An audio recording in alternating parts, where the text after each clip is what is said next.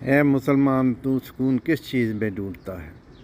اگر تیرے کو سکون چاہیے تو اللہ کا ذکر کر، اللہ کے ذکر میں اور اللہ کے نبی صلی اللہ علیہ وسلم ان کے درود و سلام میں تو آپ کو سکون ملے گا، اور وہ سکون ملے گا جو دائمی سکون ہوگا۔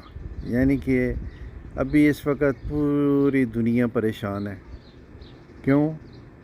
مسلمان جو ہے وہ بھی بیچارہ برائے نام مسلمان ہے، وہ دین سے ہٹا ہوا ہے، اس کو یعنی کہ یہ پتہ ہی نہیں میرا اللہ کے حبیب صلی اللہ علیہ وسلم ان کا کیا فرمان ہے۔